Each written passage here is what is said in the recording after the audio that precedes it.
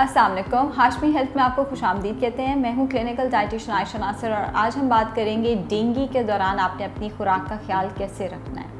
Dengue का बुखार बहुत ज़्यादा कॉमन होता जा रहा है। लाहौर में स्पेशली कुछ एरियाज़ में बहुत तेज़ी से ये बुखार जो है वो फैल रहा है और इसकी बड़ी और बुनियादी वजह बनती है अगर आप पानी को ढक के नहीं रखते, खुला पानी पड़ा हुआ है, आपके घर में पानी कूलर के अंदर पड़ा हुआ है या जग के अंदर पड़ा हुआ है या पानी की बाल्टी जो है वो आपने कवर किए बगैर रख दी है, ये मच्छर जो है ये पानी के ऊपर रहता है और अगर आप पानी को ढके बगैर रख देते हैं या खुला पानी कहीं पर छोड़ देते हैं तो वो इसकी बुनियादी वजह बनता है। दूसरी बुनियादी वजह हमारी अपनी बेएहतियाती यानी कि मॉस्किटो रिपेलेंट का ना लगाना।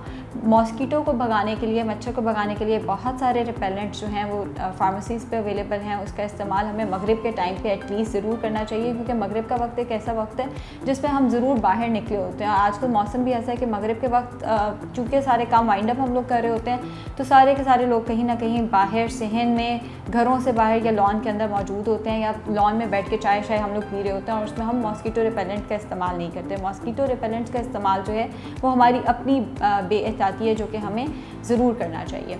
अगली चीज़ आती है कि हमने इसमें अगर किसी को खुदा न खासा डेंगू हो गया है तो इसमें हमें अब खुराक की एहतियात क्या करनी है। कोई भी आपने प्रोसेस चीज़ नहीं खानी। मुझे याद है कि हमारे बचपन में मेरे अपने घर में ये होता था, जिसको बुखार होता था उसको बड़ा प्रोटोकॉल मिलता होता था, वो जो कहता होता था उसको वो मिल जाता होता था।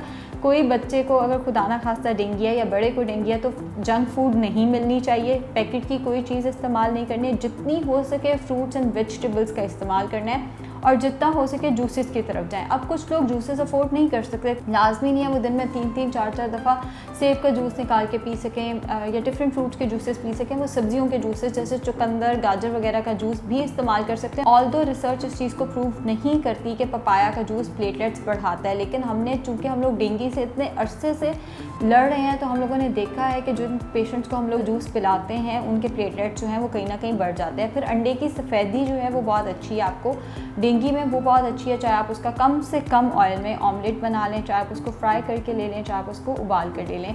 तो जूसेस का इस्तेमाल, एग वाइट का इस्तेमाल और सब्जियों का इस्तेमाल या फ्रूट्स का इस्तेमाल जो है वो डेंगू में बहुत अच्छा है। जो आपने चीज़ें अवॉइड करनी है वो है प्रोसेस्ड आइटम। जितनी चीज़ें पैकेट में आ रही हैं, जितनी जंक फूड्स हैं वो आपने सारी की सारी डेंगू में अवॉइड करनी है। अब नाश्ता आपका क्या होना चाहिए, सो के उठते साथ ही आप कोई फ्रेश फ्रूट जूस या फ्रेश वेजिटेबल जूस का इस्तेमाल 2 अंडे की सफ़ेदी के साथ कर सकते हैं।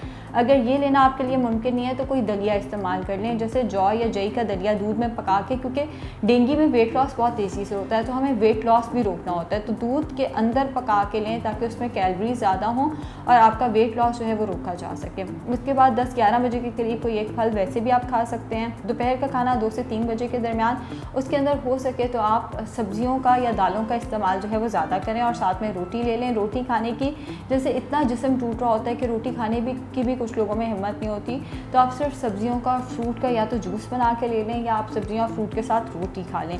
शाम को 4 से 5 बजे के करीब आप फिर से या तो फ्रूट इस्तेमाल कर सकते हैं या सब्जी का जूस इस्तेमाल कर सकते हैं या दूध का ग्लास इस्तेमाल कर सकते हैं। रात के खाना दोपहर के खाने की तरह होगा, यानी कि रोटी के साथ या तो आप सब्जियाँ या दालें ले लें। गोश्त इसमें इतनी अच्छी ऑप्शन नहीं होता जितनी अच्छी ऑप्शन सब्जियाँ और फ्रूट्स हैं। तो सब्ज़ी के साथ या दालों के साथ या तो आप रोटी का इस्तेमाल कर लें, उसका दिल नहीं कर रहा तो आप जैसे चना चाट बना के या कोई दाल और सब्ज़ी वैसे मिक्स करके एज अ सैलड भी इसका इस्तेमाल कर सकते हैं या वही बात के कोई जूस ले लें।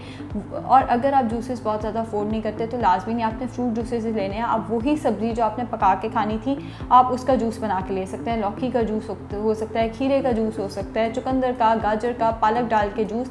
जिस तरह से आपसे जूस पिया जाता है उस तरह से जूसेस का इस्तेमाल करें। लेमन जो है उन जूसेस के अंदर अगर आप डाल लेते हैं या पुदीना डाल लेते हैं तो वो कम से कम पिए जाएंगे, क्योंकि जो सब्जियों के जूस हैं वो इतने ज़्यादा पसंद नहीं आते क्योंकि वो मीठे नहीं होते। तो उनको आप मीठा तो खैर हम नहीं कर सकते, लेकिन उसमें लेमन और पुदीने का अगर आप इस्तेमाल कर लेते हैं तो उसका जायका निस्बतन बेहतर हो जाएगा। इसके अलावा कोई फ्राइड चीज़ आपने इस्तेमाल नहीं करनी, तेल का इस्तेमाल जो है वो कम से कम करना है।